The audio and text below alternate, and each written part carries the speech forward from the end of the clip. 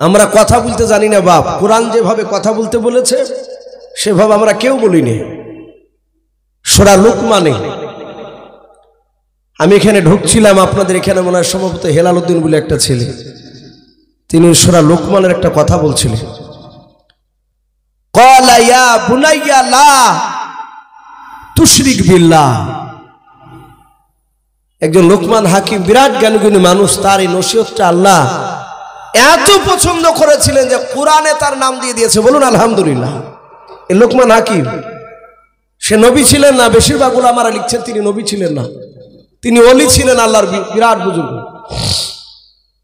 তো সেই ব্যক্তি তার সন্তানকে বলছে, ক্বালা ইয়া বুনাইয়া লা তুশরিক বিল্লাহ।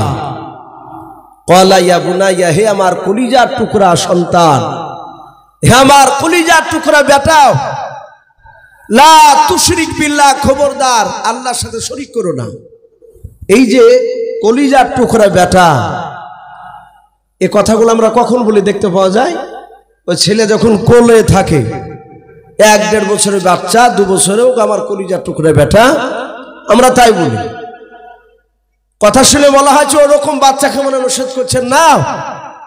তখন লোকমান হাকিমের ছেলের বয়স প্রায় 40 বছর পার হয়ে গেছে। তাহলে কত মিষ্টি আওয়াজ আমাদের ছেলে শুনবে কি করে? কিছু মনে করবেন না, নাম হচ্ছে আব্দুল জাব্বার। নামাজ পড়তে ডাকছে ছেলেকে, জাব্বারি আয় নামাজ পড়তে যাবি না? জাব্বারি। ছেলে তো বাপজি হনুমানের মতন দাঁত বিজলে বলছে, কাল থেকে তো নামাজ পড়তে ধরিয়েছে, ধরে দেখো না। যেমন কথা তেমনি উত্তর বাপজি পাওয়া যাচ্ছে। আমরা খেতে বসে কেউ বাপজি সন্তানকে মধুসূর বলিনি, কাছে পাশে বসে ডেকে বাপজি ছেলের মাথা হাত বুলে বলি না। এই জন্য বাপজি আমাদের কথা শুনতে চাই না। আমি বলছিলাম হযরতে আবু তালিব চিন্তা করছে, আগে যদি খাবার খাওয়ার আগে যদি ওই আবু জাহেলের কথাগুলো বলি, আমার ভাতিজা হয়তো রাগ করে আঘাত করে হয়তো আর খাবার খাবে না। আর যদি না খায়, আমি যে তার চাচা, সারা রাত ঘুমাতে পারবো না। জোরে বলুন সুবহানাল্লাহ। রাসূলের আপন চাচা ডাক দিয়ে বলল, ভাতিজা তুমি খাবার খেতে শুরু করে দাও। আল্লাহর নবী যে হাত ওখানা জোড় করে বলেন, চাচা আপনি ভালো জানেন ওই 8 বছর বয়স আমার দাদা আব্দুল মুত্তালিব ইন্তেকাল করেছিলেন। সেই 8 বছর থেকে নিয়ে চাচা 25 বছর পর্যন্ত আপনার সাথে আমি খাবার খেয়েছি। খাদিজাকে বিয়ে করার দিনও পর্যন্ত, সকালবেলা পর্যন্ত নবী চাচা গো এক বাসনে দুজনাই খাবার খেতাম, আপনি আমাকে না নিয়ে খাবার খেতেন না। ওগো চাচা আপনি জানতেন, আপনি আমাকে দেখেছিলেন, আপনি আগে খাবার না খেলে আমি খেতাম না। ওগো চাচা আপনি আগে খাবার খান, তারপরে আমি খাবার খাবো। যাহাতে নবীজি এই কথাটা বললেন, আর আবু তালিব আর ধৈর্যের বাঁধ বাপকে ধরে রাখতে পারলো না। হাউমা করে তিনি চিৎকার করে কেঁদে উঠে বলেছিল, বাবা এত ভালোবাসো তুমি আমাকে? বলে চাচা শুনে নাও, মার পেটে 6 মাস যখন আমার বয়স, তখন আমার আব্বাকে হারিয়ে ফেলেছি গো চাচা। আমার আব্বা সিরিয়ায় ব্যবসা করতে গিয়ে আর ঘুরে আসে নাই। ওগো চাচা আব্বার চেয়ে বেশি আপনাকে ভালোবাসি। চাচা গো নিজের জানের চেয়ে আপনাকে বেশি ভালোবাসে, চিন্তা করবেন না, খাবার খান।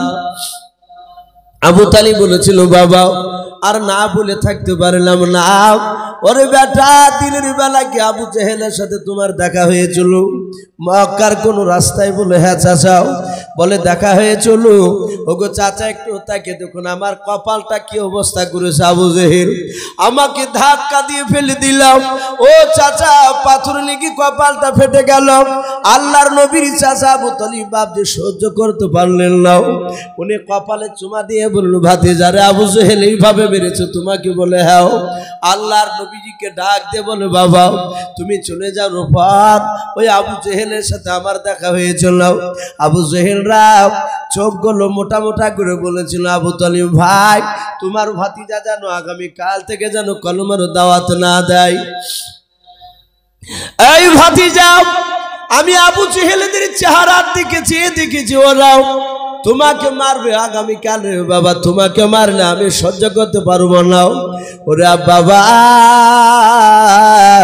তুমি কাল থেকে আগামীকাল থেকে কলমার দাওয়াত আর দিবা নাও। বাবা শুনে নাও, কলমার দাওয়াত যদি বন্ধ করে দাও তোমার লাভ আছে। বলে কি চাচা লাভ? বলে ওই বড় বড় নেতারাও তিনটা তোমাকে পুরস্কার দিব বলেছে। বলে কি কেউ?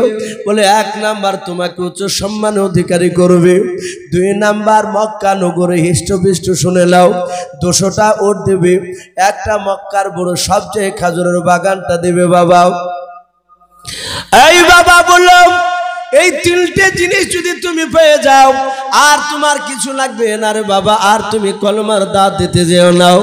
আল্লাহর নবী বলেন চাচা আর কিছু দিতে চেয়েছে? বলে নাও। আল্লাহর নবী বলে চাচা শুনে নেন, আল্লাহর নবী জনাবে মুহাম্মদ রাসূলুল্লাহ সাল্লাল্লাহু তাআলা আলাইহি ওয়াসাল্লাম দরদে নবী ডাক দিয়ে বলেন চাচা যান শুনে নাও, শুধু মক্কার ওই 3টা জিনিস কেন, গোটা পৃথিবীর ধন সম্পদ যদি আমাকে যদি দিয়ে দেয় ও চাচা, তার সাথে সাথে যদি আসমান থেকে সূর্য পেড়ে নিয়ে এসে আমার ডান হাতে যদি মক্কার নেতারা দিয়ে দেয় ও চাচা, মক্কা নগরের লোকেরা চাঁদ পেড়ে নিয়ে এসে যদি আমার বাম হাতে দিয়ে দেয়, ওগো চাচা খুদার কসম করে বলি শুনে নেন, আপনাকে সামনে রেখে আমি আল্লাহর কাছে ওয়াদা করেছি, শুনে নেন হক কথা কলমের দাওয়াত দেওয়া বন্ধ করব না। বলুন সুবহানাল্লাহ। রাসূল বলেন এই চাচা আমি হক কথা কলমের দাওয়াত দেওয়া বন্ধ করব না। যাহাতে রসুলের কথা বললে আর আবু জেহেলের চোখ দুটো নয়, আবু তালিবের চোখ দুটো কুখের মতো লাল হয়ে গেল। ও তো বড় নেতা, তাতে রসুলকে মানে না, নবীকে ভালোবাসে, নবীর সুন্নাতের উপর আমল করে নাই। এখানে একটা বিশেষ লক্ষ্য করবেন বাপজি, এখানে শুধু নবীকে ভালোবাসার কথা আসেনি, নবীর সুন্নাতকে ভালোবাসার কথা এসেছে। আপনি আমি যতক্ষণ পর্যন্ত নবীর সুন্নাতকে না মানব ততক্ষণ পর্যন্ত বাপজি রসুলকে মানা হবে না। এমনি মৌখিক নবীকে ভালোবাসেন এটা বলতে পারে আমরা অনেকে। অনেক সময় চায়ের দোকানে বলি ভাই নবীকে নিজে জানে চেয়েও ভালোবাসি, যদি বলে ভাই 5 ওয়াক্ত নামাজ পড়ি, বলে না ভাই ওইটাই হয় না, পড়বো পড়বো ভাবছি, একে ভালোবাসা বলে না। এগুলো সব মুনাফিকি চরিত্র। এটা আবু তালিবের মধ্যে ভরা ছিল। আবু তালিব এমনি নবীকে ভালোবাসতো। আবু তালিব ওই কথা শুনে তার চোখ দুটো লাল হয়ে ডাক দিয়ে বলেছিল এই ভাতিজা আমিও লাতুজার কসমিকেরে বলি শোন। বলে চাচা বলুন। বলে আমার কণ্ঠে জান থাকা পর্যন্ত মক্কার কোন লোক তোমার শরীরে ফুলের ছিটকি ফেলতে পারবে না। বলুন সুবহানাল্লাহ।